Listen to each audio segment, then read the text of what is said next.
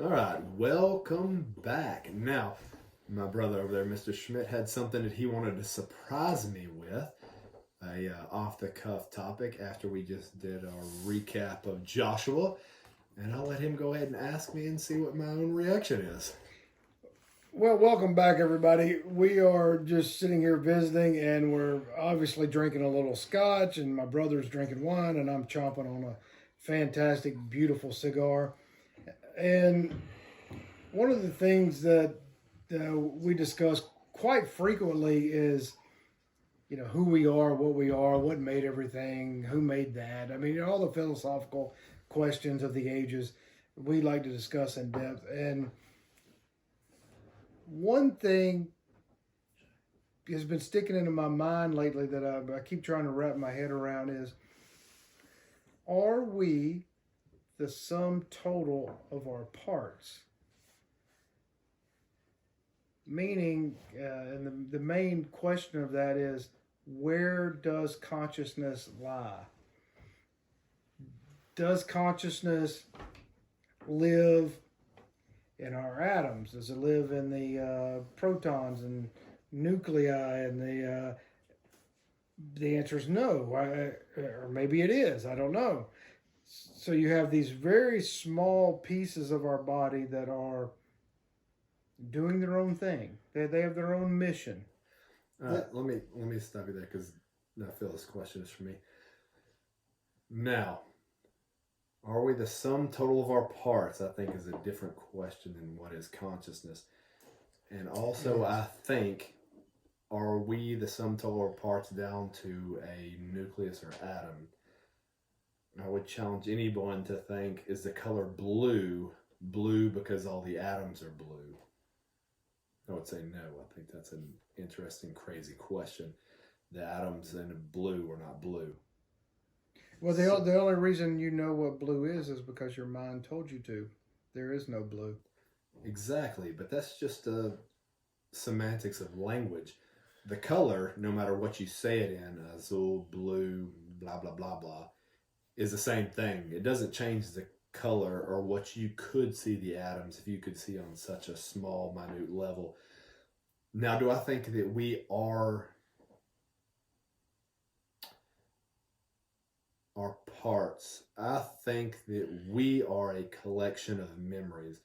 I think if I were to have a clone that grew up in an entirely different set of circumstances, he and I, even though genetically identical to the last Adam, would not be the same. I think we would have similar tendencies, but I think we would be different on a fundamental level because I believe. But that's not the question. Well, I know that's not the question. The question is, are we the sum total of our parts? And I believe that life is made up of a collection of memories because there is no present, because the next second is a memory. And I think that we are a collection of memories. Well, that is for certain. And that has struck a notion with me that we are a species of amnesia, which I always like to quote Graham Hancock in saying, or maybe I should rephrase that even some, because where does consciousness lie? Maybe that is a better question, is where does consciousness lie if we have, and what is, basically consciousness to me is in what is reality, because if we are thinking of ourselves, we have this spectrum of reality that we live in. We have this notion that I can see you. Mm-hmm. I can see my boy Umberto over here that y'all can't see, and Ashley. I can see this table, but I only see it from my perspective. Which is an interesting point because I would agree with that in a weird way.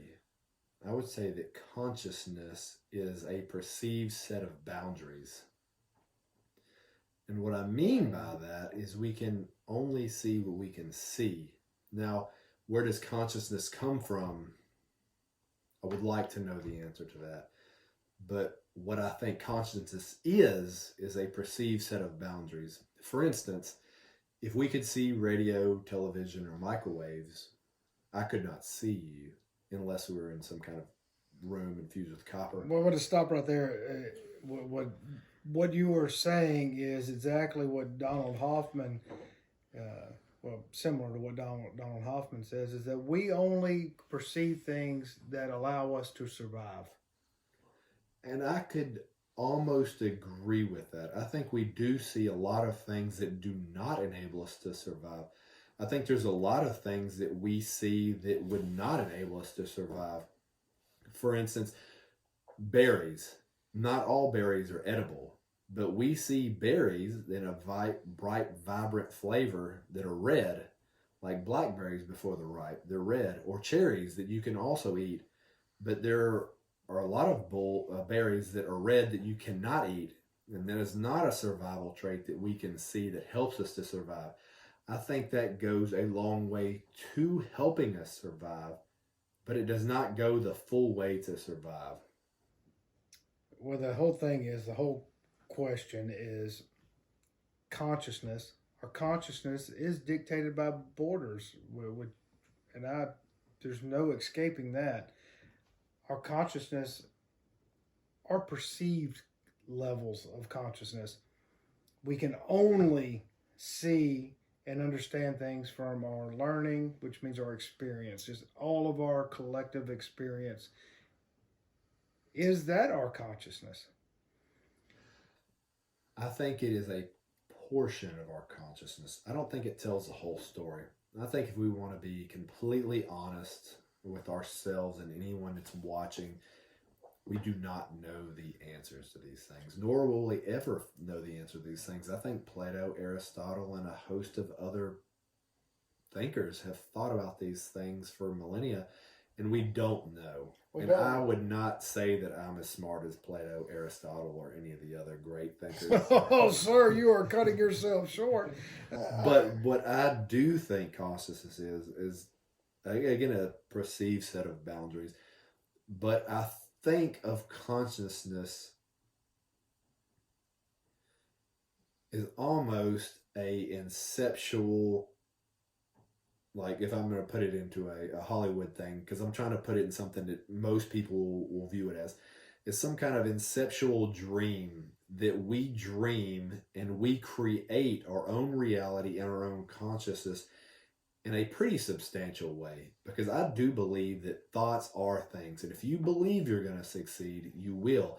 And if you believe something is going to happen to you, things are much more going to follow that thing. I believe in the self-fulfilling prophecy, either good or for ill. Which scares me about the Old Testament and New. You know, it could be, but for just, when you say that, I think of the old adage that a person is smart, people are stupid. The mob is stupid, a person is learned and can read.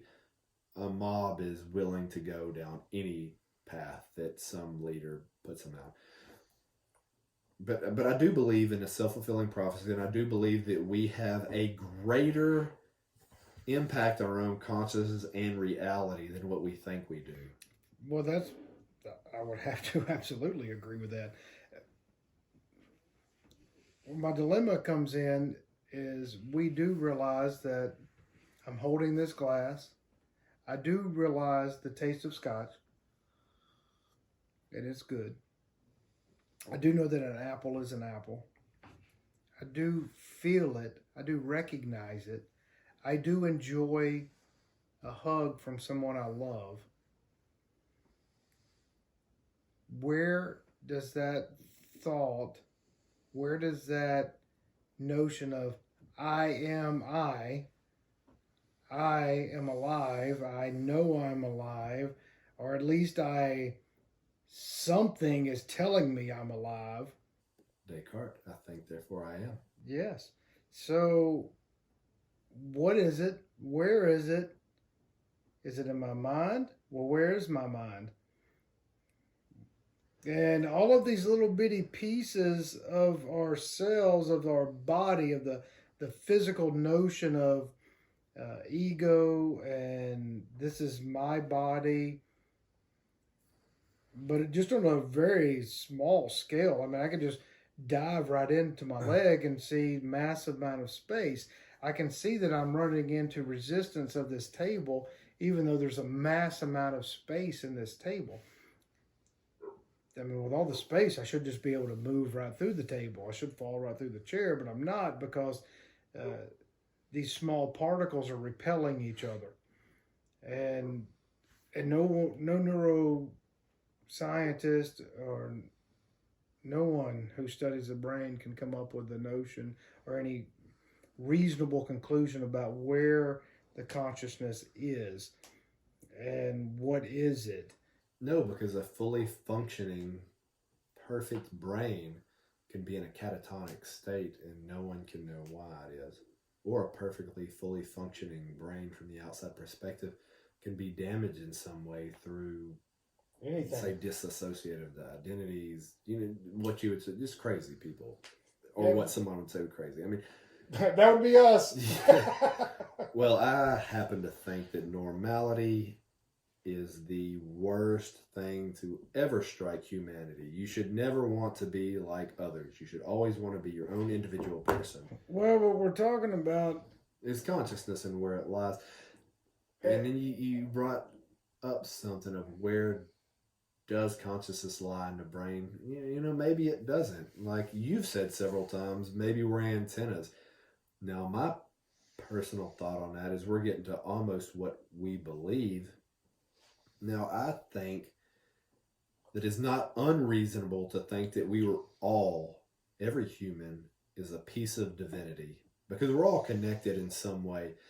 And I think that it is not far-fetched to think that we're all pieces of, if you want to say there's one God, we're one God split up between 7 point something billion people, and we're all some scattered consciousness of divinity. And as a whole, we make that up.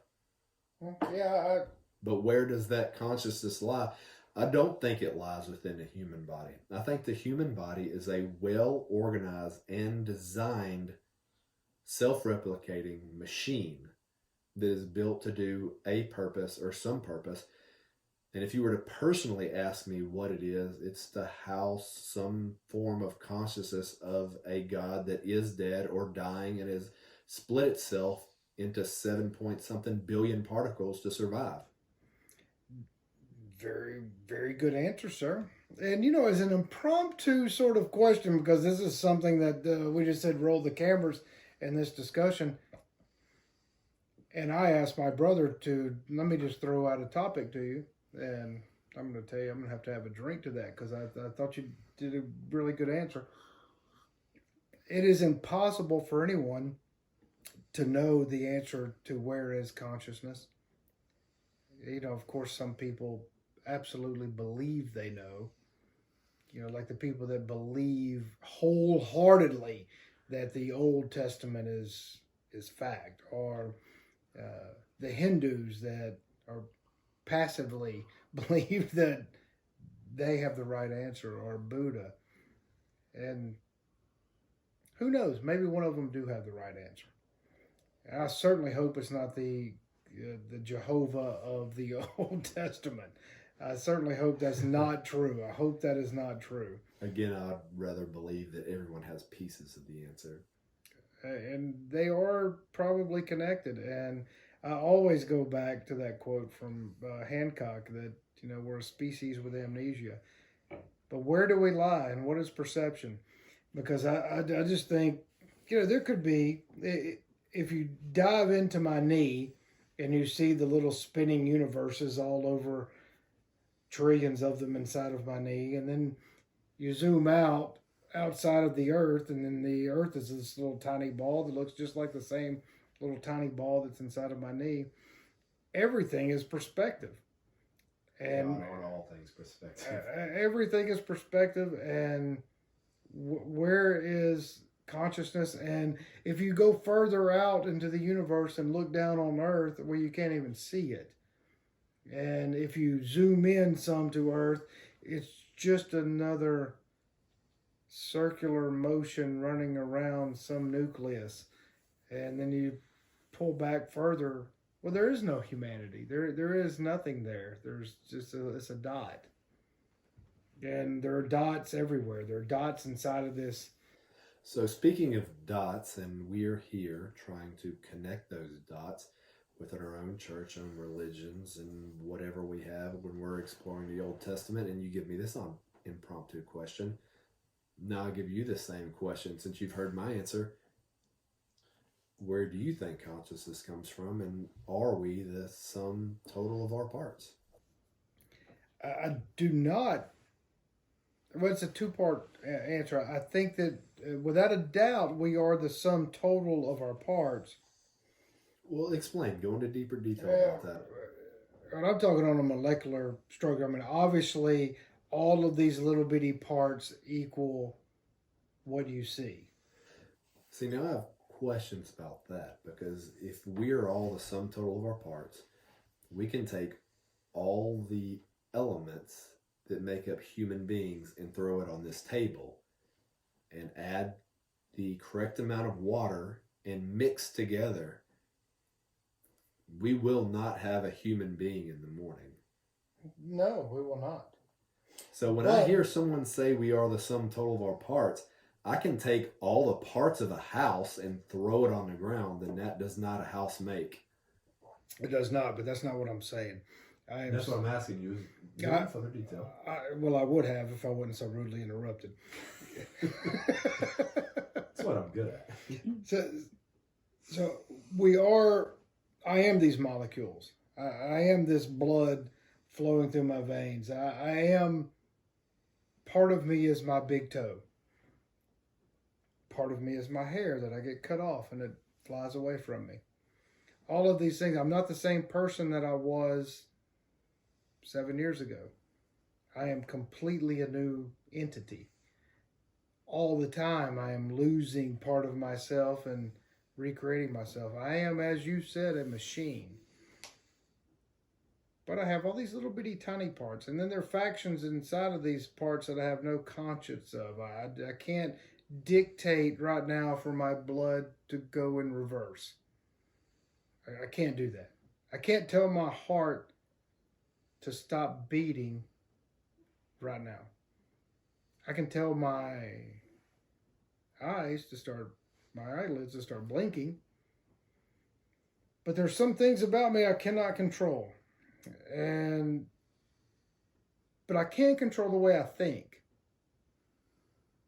Which makes me think that there is a big separation from this thing that allows me to move around, to hug and embrace people, to hug and kiss your cute cheeks. I can express my thoughts and emotions through this machine, whatever it is.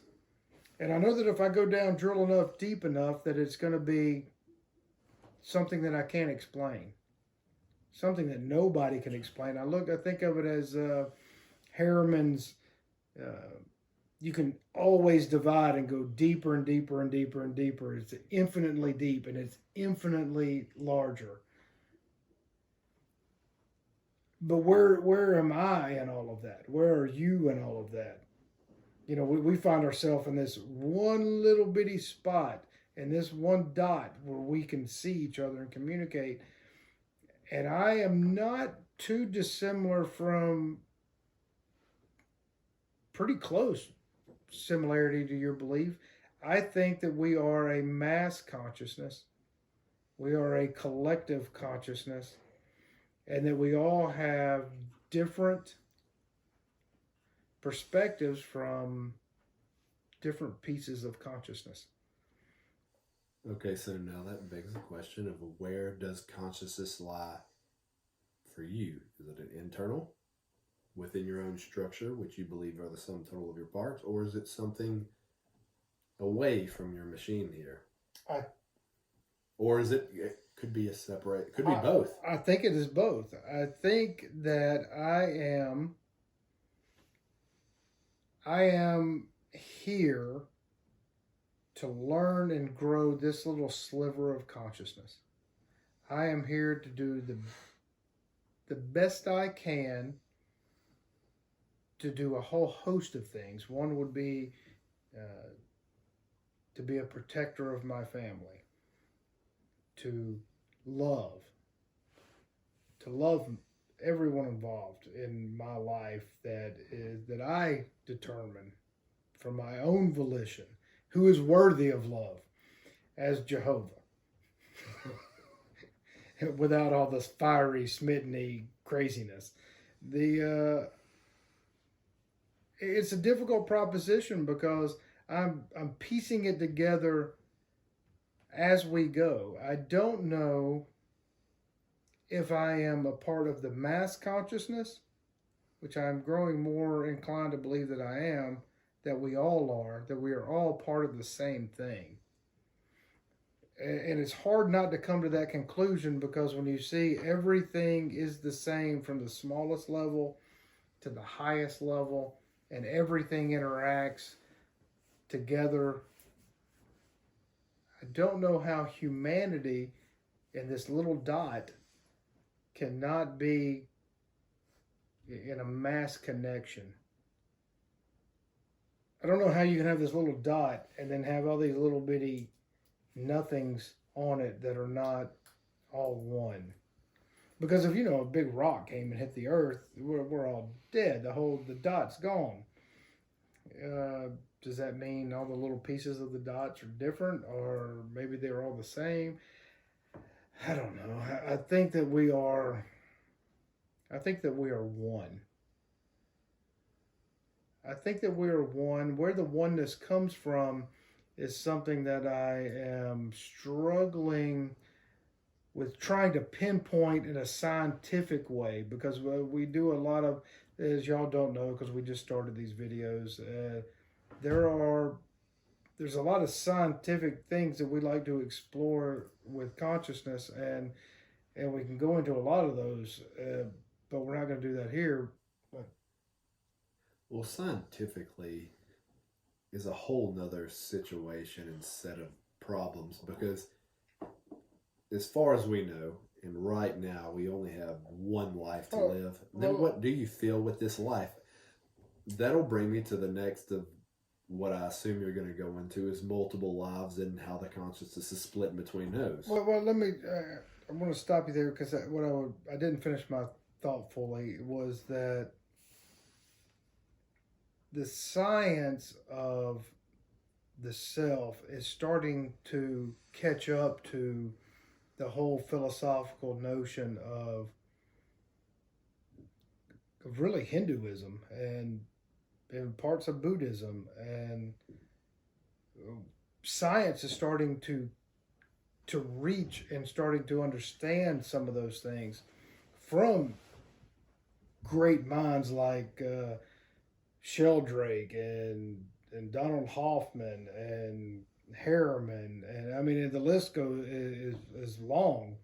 See, I would say that now science is not inhibited by the constraints of religion. Yes. Because for so long, religion has not been a motivating force in science. Well, no, it's been totally destructive. Just look at the Catholic Church. I mean, the Catholicism controlled Christianity for a very long time, and then as that mindset continued on with other denominations and everything else, people get in that certain mindset. You think outside of that box, then you need to be brought back in that box, or you were ostracized. You don't even have to go to the Catholic Church. The Muslim faith has done the same thing. Calculus was born in the Middle East, and there's been huge advances in knowledge come out of the Middle East before the Quran swept through and destroyed all that knowledge and almost made it, in their terms, basically obsolete. It's really strange. So if we go to the whole notion of consciousness, what is it? Where are we? Who are we? I just look at my boy over here, Umberto, and I think, well, I know Umberto's sitting here. I can see him. I can see Ashley, who I love, and I can see you, who I love, and I can see my legs and my chest, which I kind of like them sometimes. And I think I can see, I can feel them. I have an emotion that I recognize, which means I'm aware Let me ask you something that I found interesting just from our filming of these little series. I think our consciousness is limited with our own mind. For example, when we started and we were editing our videos and forced to watch them for mistakes, we thought our own voices were utterly disgusting and terrible. But when we hear ourselves, it sounds quite pleasant to our ears when we speak. But when we hear it back through a recorded device, which sounds exactly like us, it sounds terrible. So, does our own body limit our consciousness in a way to make it more pleasing for our own self? Yes, sometimes yes, and I think our consciousness is limited. Well, of course, it's limited. No. I mean, our consciousness is limited from the standpoint of our surroundings, what is inputting into our thought process, which is not necessarily our consciousness. Our consciousness is here. We're thinking and doing things here, figuring things out with experience, which is feeding information to our consciousness. But because people have locked themselves into this thought process, they're not able to have the full breadth of consciousness awaken them. And I believe that is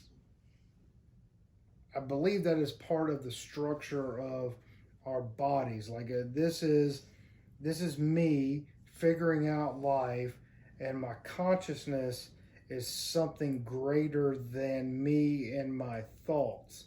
That's why meditation can be so great whenever you try to eliminate your thought process. You try to eliminate what any anxiety, any fear, anything.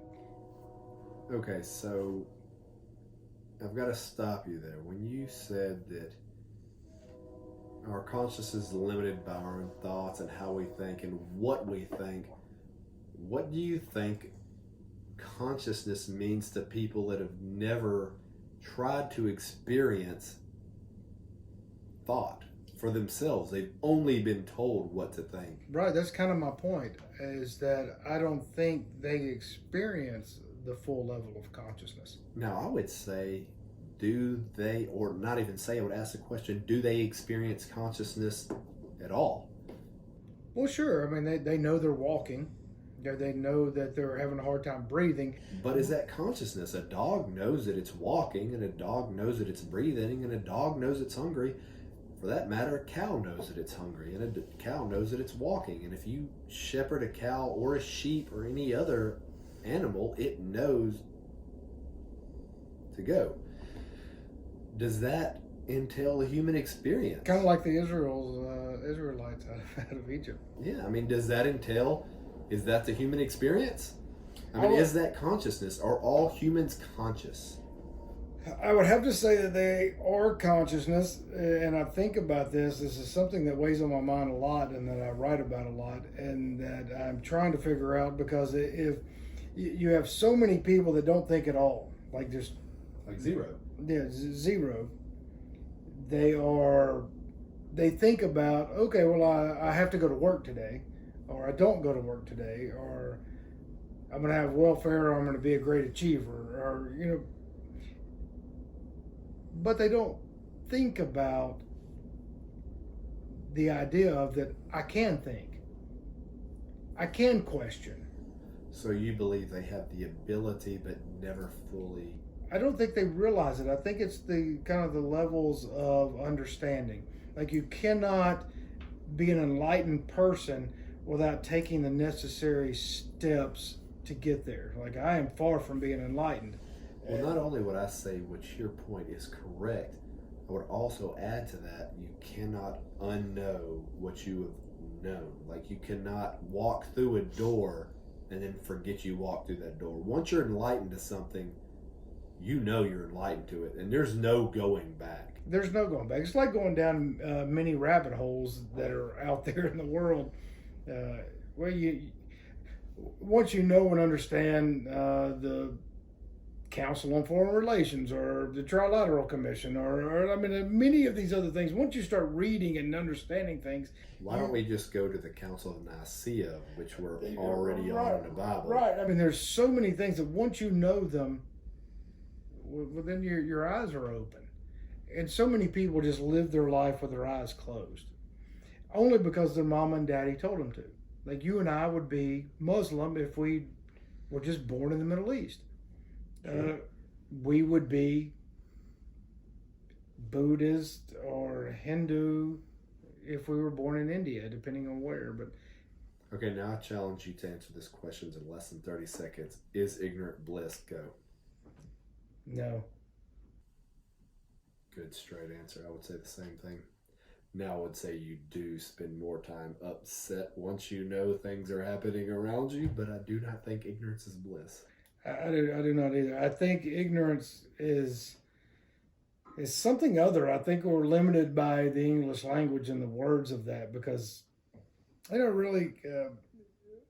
Maybe you can be happier. Maybe if you're a hermit, detached from all society, detached from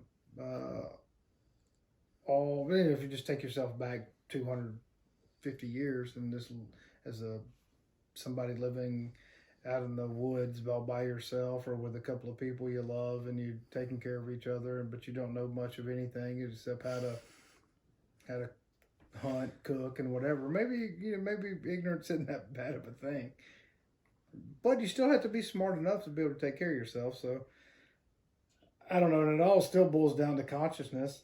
Are those people conscious? I mean, they're taking care of each other. We're taking care of each other now. Spiritually, we're talking. We're trying to figure out life. We're trying to figure out consciousness and what it is.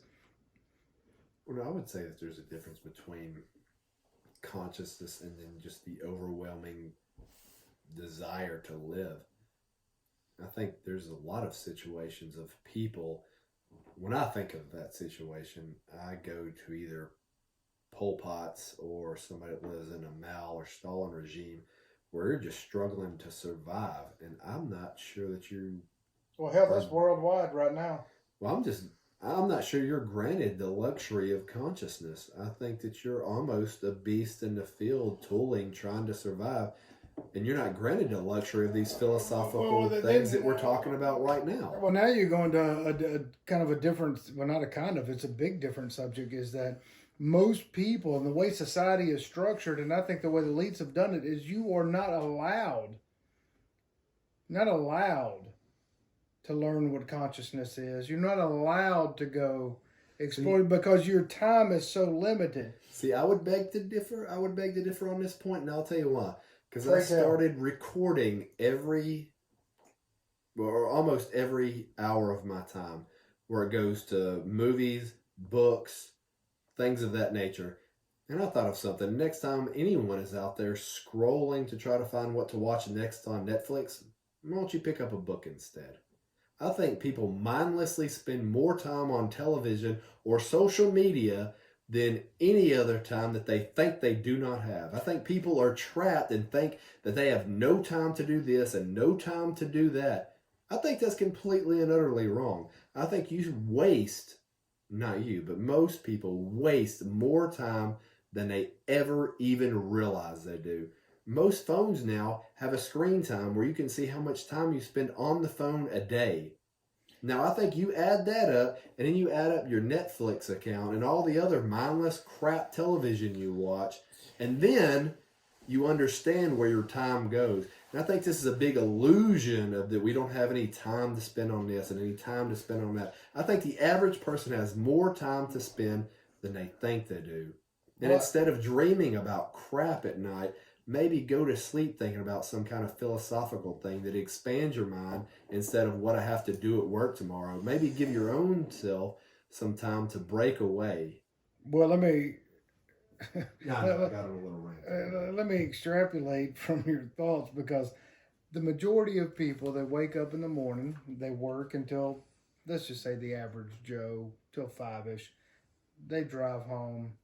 They take care of their kids, doing this little whatever nonsense they think's important at their house, and then they sit and they want to relax and be mindless because they had to use their mind, and they're thought process at work. So they want to wind down and then go to sleep. And then they do it all over again the next day. They don't have the influence to even, because most people do not have the ability or the want or know-how to realize that, hey, instead of listening to nothing going to work, maybe I should listen to something that I'm interested in an audio book, or even listening to documentary, or instead of just saying, hey, I want to watch Netflix tonight or some movie, maybe I should watch some kind of documentary that helps me grow. Well, people don't think that way. For the most part, they don't. See, I think I think that's a cop out.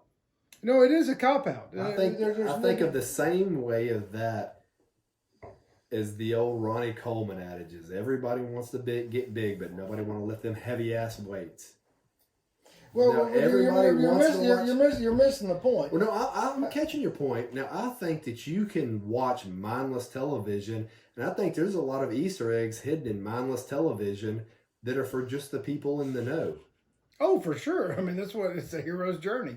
Yeah, so I think that you can watch some of these mindless things, or most people are mindless, and catch things in there, and even give yourself philosophical questions and qualms of why is this in there. Well, now we've got on such far of a topic. All of these things boil down to consciousness, and consciousness is this. It is a... See, I think we've stayed on the topic because I don't know if you can ever get off the topic of what is consciousness, because we're all in this journey of life. I tell you what, I don't think after some wine and scotch we're ever going to solve it tonight. So thank all y'all for joining us. I do like some of y'all that are getting to know us. What is consciousness to you, and how do you find it, and how do you reach it outside of strict Buddhist, Hindu, and Christianity? How do you discover consciousness to make you better? Where is it? Where does it lie? That's my question for all of y'all. Thank y'all for joining us, and thank y'all for listening to my brother's massively awesome talk. As always, have a good day.